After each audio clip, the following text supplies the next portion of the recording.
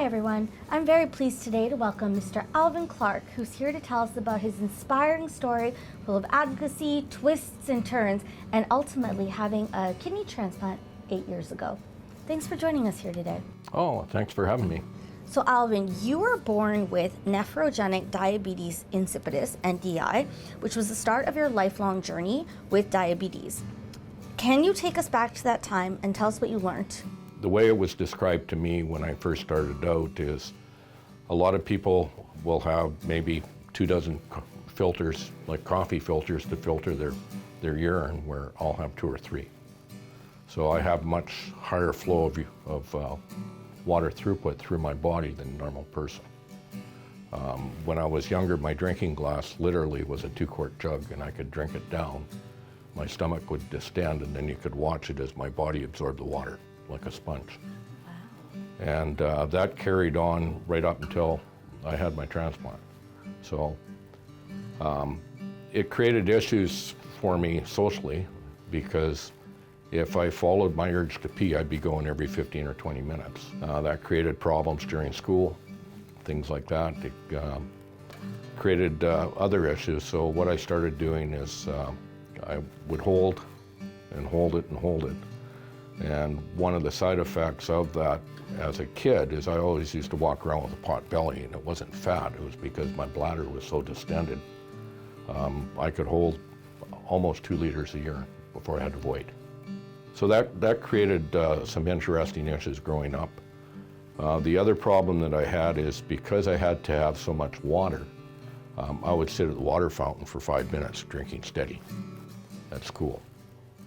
And I would have teachers physically pull me away from the water fountain, and I would go back to it because I'm just following my instinct. I needed water, I took water. It was interesting for me through that process of self-discovery, because I've always been off the medical protocols growing up. And I was a wasting baby syndrome, I was losing weight.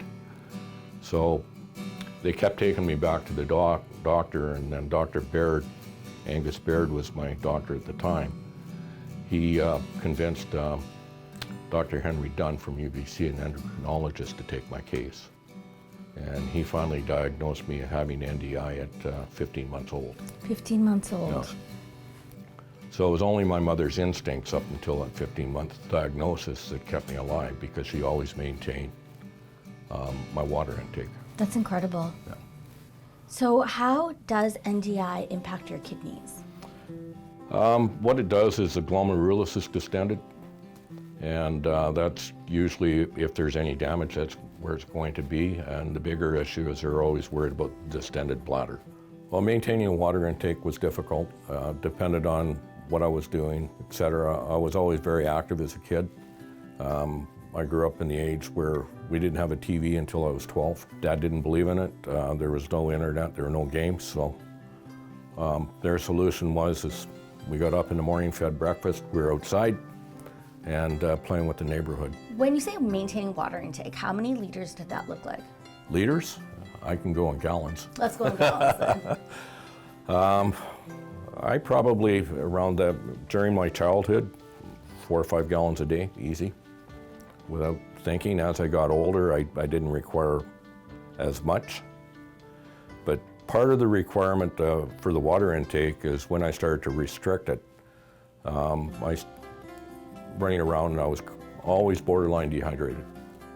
And that is where the stress on the kidney comes from with NDI, is not being fully hydrated. And then as an adult, prior to my transplant, I was averaging in the wintertime about 10 liters per day, or roughly 3 gallons. And in the summer, it would go up to about 15, just to maintain hydration levels. So you really were a water connoisseur. Oh yeah, no, I was a water hog. But you haven't let NDI hold you back at all. Sounds like you've had quite a few fitness challenges and adventures. Do you want to walk us through that a little bit? The way I was raised, I wasn't raised like I was different from anybody else. Like, I didn't find out again until I was older that Dad wouldn't let me play lacrosse because I was always quite small and frail. I went into grade 8. I was just over 4'6" and maybe 80 pounds.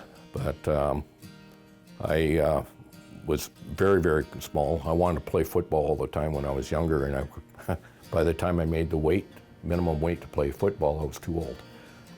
So I was small and grew up in a big family, and we're all rough and tumble, so I just rolled with the punches and went with it. It's interesting upbringing. I didn't discover that I was on BC's handicap list for children until I was in grade 9, when a bunch of us got called down to the office, and the receptionist announced to the office that I was on the handicap list. Well, I just blew up because I wasn't handicapped.